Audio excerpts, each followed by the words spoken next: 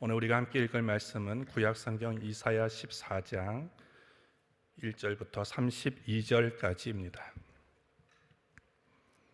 우리 함께 합독하도록 하겠습니다. 여호와께서 야곱을 긍휼히 여기시며 이스라엘을 다시 택하여 자기 고토에 두시리니 나그네 된 자가 야곱 족속에게 가입되어 그들과 연합할 것이며 민족들이 그들을 데리고 그들의 본토에 돌아오리니 이스라엘 족속이 여호와의 땅에서 그들을 얻어 노비를 삼겠고 전에 자기를 사로잡던 자를 사로잡고 자기를 압제하던 자를 주관하리라. 여호와께서 너를 슬픔과 공고와 및 너의 수고하는 고역에서 놓으시고 안식을 주시는 날에 너는 바벨론 왕에 대하여 이 노래를 지어 이르기를 학대하던 자가 어찌 그리 그쳤으며 강포한 성이 어찌 그리 패하였는고 여호와께서 악인의 몽둥이와 패권자의 호를 꺾으셨도다.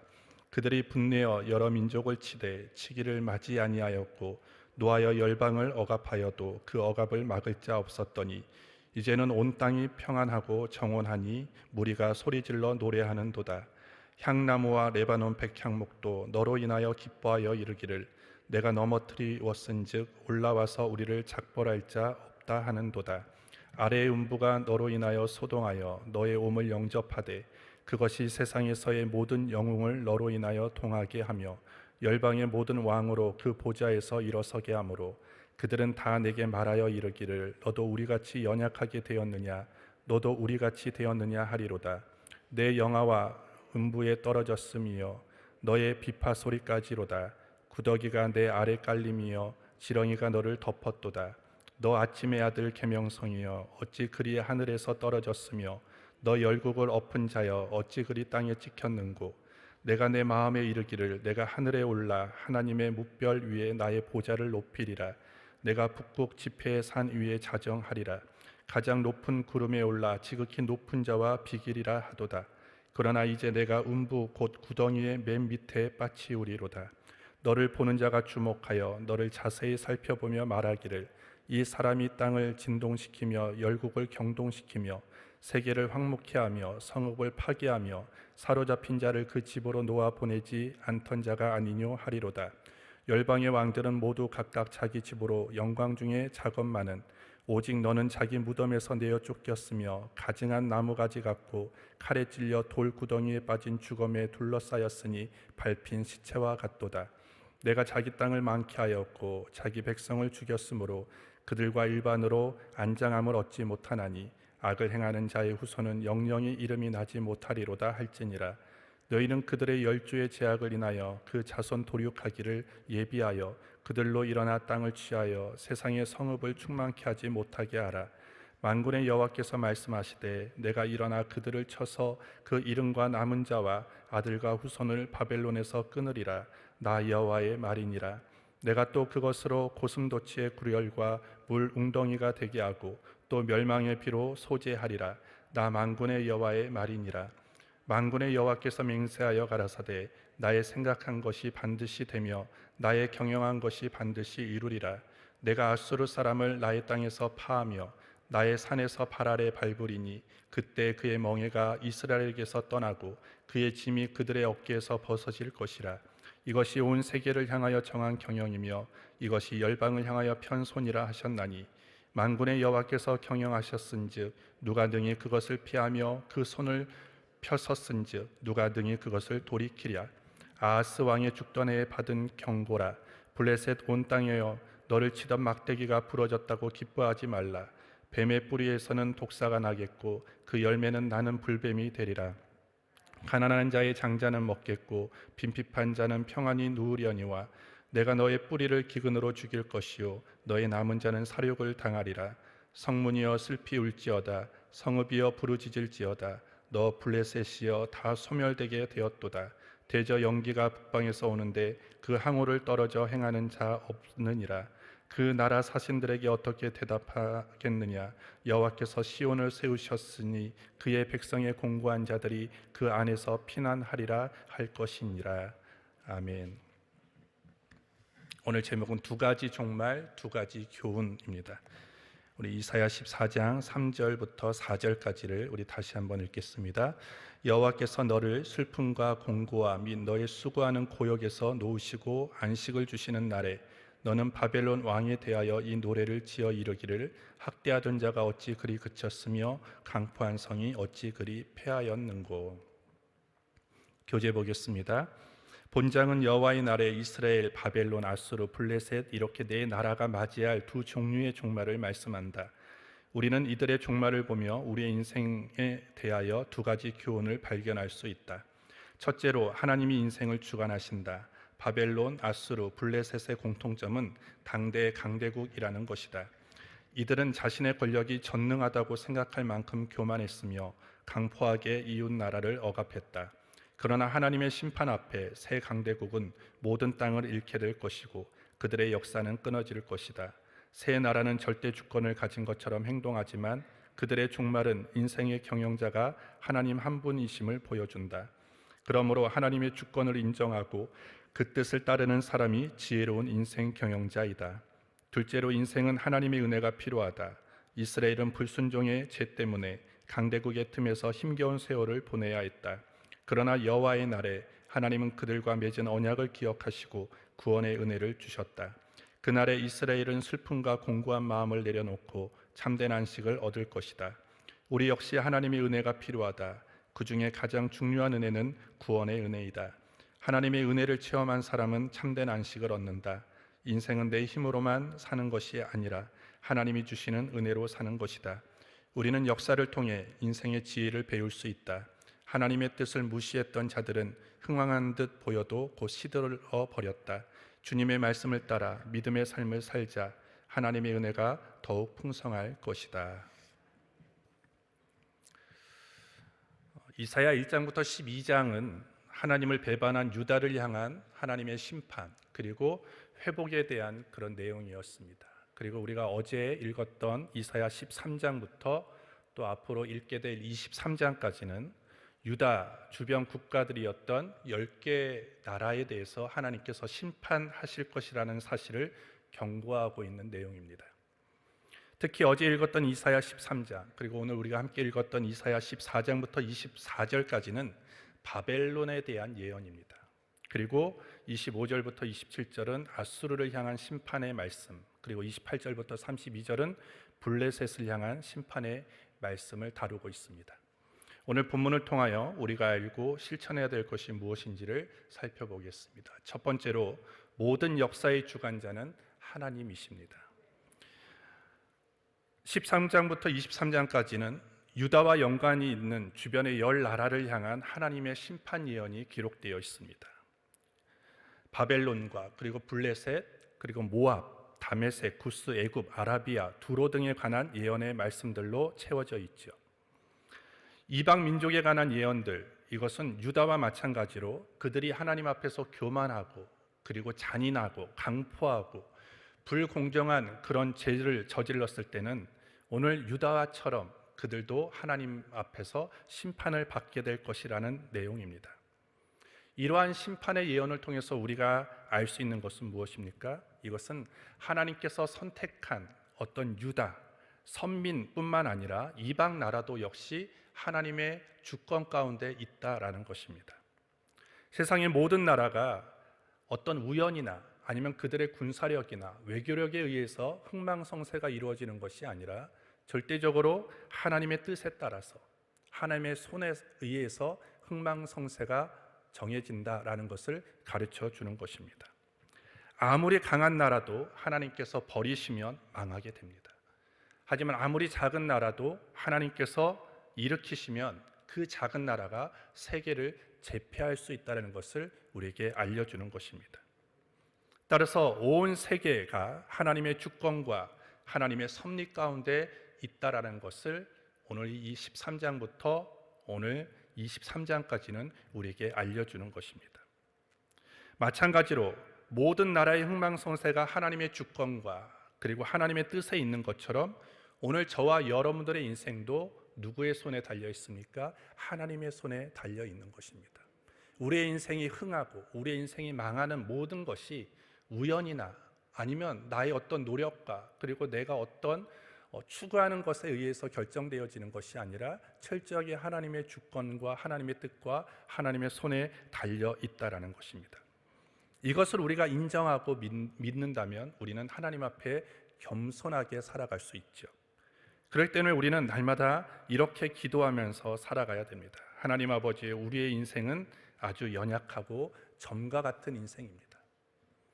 늘 그렇기 때문에 내가 하나님의 손 안에 있음을 알고 하나님의 은혜를 구하며 살아가기를 원합니다. 겸손하게 하나님의 주권과 섭리를 기대하고 살아가는 우리의 하루가 되기를 원합니다라고 늘 주님 앞에 이런 은혜를 구하고 겸손하게 살아가는 그 신앙이 참된 신앙이 될 수 있는 것입니다. 따라서 오늘 저와 여러분들이 늘 하나님 앞에서 겸손하게 나의 모든 인생은 하나님의 손에 달려 있음을 인정하고 나아갈 수 있는 저와 여러분들이 되기를 주의 이름으로 축복합니다. 두 번째로 우리는 하나님의 자녀에 대한 하나님의 징계는 바른 회복을 위한 사랑의 표현이라고 오늘 성경이 말하고 있습니다. 오늘 본문 1절부터 2절을 보시면 여호와께서 야곱을 긍휼히 여기시며 이스라엘을 다시 택하여 자기 고토에 두시리니 나그네 된 자가 야곱 족속에게 가입되어 그들과 연합할 것이며 민족들이 그들을 데리고 그들의 본토에 돌아오리니 이스라엘 족속이 여호와의 땅에서 그들을 얻어 노비를 삼겠고 전에 자기를 사로잡던 자를 사로잡고 자기를 압제하던 자를 주관하리라. 오늘 야곱과 이스라엘은 하나님의 선택받은 이스라엘 백성을 가리키는 단어입니다. 하나님께서 이스라엘을 바벨론의 손에서 벗어나 이제 고향으로 그의 원래의 나라로 돌아오게 하실 것이라고 오늘 말씀하고 있습니다. 하나님의 긍휼하심으로 그들이 회복될 것을 약속하고 있는 것이죠. 이것은 하나님의 자녀들 그리고 하나님의 백성들이 때로는 죄악으로 인해서 하나님이 그들을 치시고 징계를 내리시고 심판하시지만 그것으로 끝나는 것이 아니라 그들이 돌이키면 언제든지 긍휼의 하나님, 사랑의 하나님께서 그들을 회복시켜 주신다라는 것입니다. 따라서 하나님의 자녀를 향한 하나님의 징계는 그냥 그들을 포기하는 하나님의 어떤 행위가 아닙니다. 나는 너희와 상관없음을 이제는 얘기해 주는 어떤 행위가 아니라 하나님의 자녀를 향한 하나님의 징계는 하나님의 사랑의 또 다른 표현이다라는 것입니다. 하나님께서 이스라엘을 버린 것 같지만 사실은 한 번도 이스라엘을 버린 적이 없고요. 이스라엘을 떠나신 것 같지만 하나님은 한 번도 이스라엘을 떠난 적이 없다라는 것을 우리에게 알려주는 것입니다. 하나님은 우리를 사랑하시고 하지만 우리가 하나님 앞에 범죄했을 때는 공의의 하나님이시기 때문에 그 죄를 간과하시는 것이 아니라 반드시 그것을 고치고 수정할 수 있도록 우리를 책망하시고 또 징계를 내리심으로 말미암아 다시 회복하기 위한 하나님의 사랑의 표현이다라는 것을 우리는 기억해야 됩니다. 따라서 때로는 우리가 어떤 인생을 살아갈 때 고난이 오고 또 어려움이 올 때 우리가 늘 점검해야 될 것은 그 시간에 분노하는 것이 아니라 내 삶을 점검해야 됩니다. 하나님 앞에 내가 뭔가를 잘못하지는 않았는지, 하나님 앞에 뭔가 겸손하지 못하고 교만하게 하나님 앞에 나아간 것이 없는지를 우리가 스스로 돌이키고 그 가운데서 뭔가 내가 잘못한 부분들이 있다면 하나님 앞에 회개하고 돌이켜야 되는 것입니다. 그러면 오늘 하나님께서 이스라엘을 고토로 다시 돌아오게 하신 그 회복의 은혜가 저와 여러분들의 삶에도 이루어질 수 있다는 것입니다. 하나님께서는 이스라엘을 택하여 제사장 나라로 거룩하게 구별하여 주셨죠. 하지만 이스라엘은 하나님의 거룩함을 드러내고 하나님 자녀답게 살아가야 했음에도 불구하고 그들은 하나님의 백성의 본분을 벗어나서 우상 숭배하고 범죄하고 포악한 그런 삶을 살아갔습니다. 그래서 하나님께서는 그 강대국인 바벨론이나 아수르, 페르시아를 통해서 하나님 그들을 막대기와 몽둥이로 사용하셔서 그들을 징계하셨다라는 것입니다. 하지만 그 막대기와 몽둥이를 사용하셔서 이스라엘을 징계하신 이유는 그들을 망하게 하는 것이 아니었다는 거예요. 하나님의 목적은 그들을 포기하고 이제는 나는 너희와 상관없다라는 것을 말해주는 것이 아니라 끝까지 하나님의 택한 백성들이 하나님의 자녀로서 하나님의 백성답게 살아가기를 간절히 원하는 마음으로 그들을 고치고 그들을 치유하고 그들을 다시 원래의 모습대로 회복하기 위해서 하나님이 그런 징계를 내리신 것이다라는 것입니다. 그래서 오늘 중요한 것은 뭐냐면 징계나 심판 가운데서도 긍휼히 여기시는 하나님 앞에 나의 잘못을 철저하게 회개하면 사랑의 하나님 그리고 긍휼의 하나님께서 우리에게 다시 일어날 수 있는 힘을 주시고 우리를 다시 회복시켜 주시게 될 줄 믿습니다.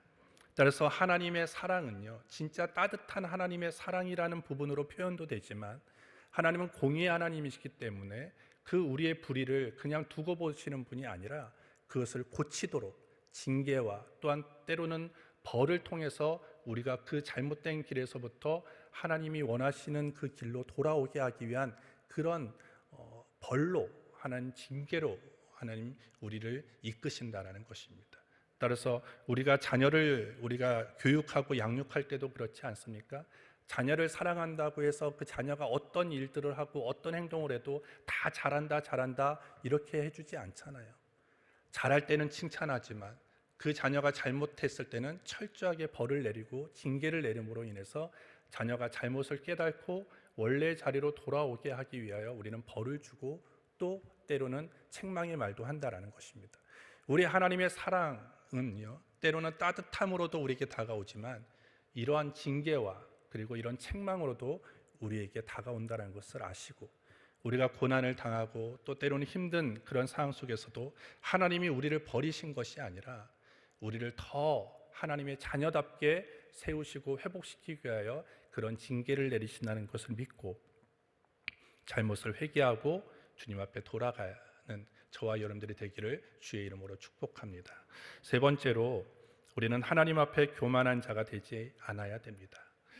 4절부터 5절에 보시면 너는 바벨론 왕에 대하여 이 노래를 지어 이르기를 학대하던 자가 어찌 그리 그쳤으며 강포한 성이 어찌 그리 패하였는고 여호와께서 악인의 몽둥이와 패권자의 호를 꺾으셨도다. 오늘 20절까지는요 바벨론에 대하여 조롱의 노래를 불러라 라는 것입니다. 8절까지는 바벨론의 압제에서 노연한 자들이 해방을 기뻐하면서 바벨론 왕을 조롱하며 지금 부르게 된 노래이고요. 그리고 9절부터 15절까지는 열국의 왕들이 음부에서 몰락한 바벨론 왕을 맞으면서 부르게 될 조롱의 노래입니다. 그리고 16절부터 20절까지는 바벨론 왕의 최후를 목격하는 모든 자들이 그를 조롱하며 부르는 노래입니다. 그렇다면 이런 바벨론, 하나님의 막대기와 그리고 몽둥이로 사용되었던 이 강대한 바벨론이 이렇게 왜 모든 나라에게 조롱거리가 되고 모든 사람에게 이렇게 조롱거리가 되었느냐라는 것입니다. 그것은 한마디로 바벨론이 하나님 앞에서 교만해졌기 때문입니다. 그들이 하나님이 사용하시는 막대기가 되고 몽둥이가 될 수 있었던 것은 그가 유다보다도 이스라엘보다도 상대적으로 뭔가 더 깨끗하고 더 바르기 때문에 하나님이 바벨론이라는 나라를 사용하신 것이 아니에요. 하나님은 그냥 바벨론이라는 나라를 그 유다를 책망하시기 위하여 이스라엘을 다시 회복하기 위해서 하나님의 도구로 그냥 선택해서 사용한 것이지 그들이 뭔가 다른 나라보다 유다보다 이스라엘보다 더 탁월하고 더 깨끗하고 더 바르기 때문에 그 나라를 선택한 것이 아니었다라는 거예요. 근데 오늘 바벨론은 착각했죠. 우리가 뭔가 다르다. 우리가 이렇게 강대국이 된 것은 우리의 능력이 있기 때문이다 라고 하는 식으로 스스로 교만해졌다라는 것입니다. 어디까지? 자신이 하나님과 같다라고 하는 생각까지 올라갔다라는 것이죠. 12절부터 14절에 보시면 너 아침의 아들 계명성이 어찌 그리 하늘에서 떨어졌으며 너 열국을 엎은 자여 어찌 그리 땅에 찍혔는고 내가 내 마음에 이르기를 내가 하늘에 올라 하늘의 뭇별 위에 나의 보좌를 높이리라 내가 북극 지폐 산 위에 자정하리라 가장 높은 구름에 올라 지극히 높은 자와 비기리라 하도다 이렇게 되어 있습니다. 그들이 좀 강성해지고 뭔가 다른 나라보다 더 강대해지다 보니까 그들은 스스로의 능력으로 여기까지 온 것이라고 착각합니다. 그리고 교만해져서 자신들을 하나님의 자리에까지 올려놓으려고 하는 그런 시도가 있었고 하나님이 허용하신 범위를 넘어갔다라는 것입니다. 바벨론은 하나님의 심판의 도구로 사용되었지만 그들이 하나님 앞에 교만해졌을 때 철저하게 버림을 받게 되었습니다. 이것을 통해서 우리가 알 수 있는 건 뭡니까? 하나님이 가장 싫어하시는 죄 중에 하나는 교만이라는 죄입니다. 세상에서 하나님이 보시기에 가장 큰 죄는 교만이에요. 그래서 교만은 단순한 죄가 아닙니다. 범사에 자기를 높이는 것, 자기 행위에 가치를 두는 것, 자기를 사랑하는 그 모든 것이 교만이고, 그 교만이 우리 안에 들어올 때 하나님은 그것을 그냥 바라보고 있지 않고 그 교만한 자를 하나님이 반드시 치신다라는 것입니다. 따라서 성경에는 수많은 곳에서 교만에 대해서 경고합니다. 잠언 16장 18절에 교만은 패망의 선봉이요 거만한 마음에 넘어짐의 앞잡이라. 교만은 패망의 선봉이다라고 얘기를 합니다. 그리고 잠언 8장 13절에 여호와를 경외하는 것은 악을 미워하는 것이라. 나는 교만과 거만과 악한 행실과 패역한 입을 미워하느니라. 하나님이 무엇을 미워하십니까? 교만을 미워하신다라고 오늘 말씀하고 있습니다. 따라서 하나님은 교만을 결코 그냥 간과하시는 것이 아니라 교만한 자를 반드시 꺾으신다라는 것입니다. 따라서 저와 여러분들은요, 내가 좀 이루었다고 해서, 내가 뭔가 능력이 있다고 해서, 내가 뭐 좀 성공했다고 해서 교만하지 마십시오. 그건 내가 잘나서가 아니라, 내가 능력이 있어서가 아니라 모든 것이 하나님의 은혜인 것입니다. 따라서 우리는 조금만 나태해지고 조금만 우리가 느슨해지면 내 안에 있는 내 스스로가 교만해지려고 하는 그런 습성들이 스멀스멀 올라온다라는 거죠. 그러기 위해서 우리는 늘 나를 점검해야 됩니다. 진지하게 자신을 점검해서 어떤 상황 속에서도 하나님 앞에서 겸손하게 사는 저와 여러분들이 되기를 주님의 이름으로 축복합니다. 바벨론처럼 교만한 삶이 아니라 늘 하나님 앞에서 겸손하고 낮아짐으로 나아갈 때 하나님께서는 주님 앞에서 낮아지는 자를 하나님이 높여주시는 것입니다. 내 스스로가 높아지려고 하지 마시고 하나님이 높여주시는 인생이 되어지기를 주의 이름으로 축복합니다. 하나님 아버지 감사합니다. 오늘도 이 아침 우리를 주의 전으로 불러주셨습니다. 주신 말씀 기억하며 오늘도 주의 뜻 안에서 순종하며 살아가는 우리 모두가 되게 하여 주옵소서. 예수님의 이름으로 기도합니다. 아멘. 주님이 가르치신 기도로 오늘 예배를 마치겠습니다. 하늘에 계신 우리 아버지여, 이름이 거룩히 여김을 받으시오며 나라의 마옵시며 뜻이 하늘에서 이룬 것 같이 땅에서도 이루어지리다. 오늘날 우리에게 일용할 양식을 주옵시고 우리가 우리에게 죄 지은 자를 사하여 준 것 같이 우리의 죄를 사하여 주옵시고 우리를 시험에 들게 하지 마옵시고 다만 악에서 구하옵소서. 대개 나라와 권세와 영광이 아버지께 영원히 쌓옵나이다. 아멘.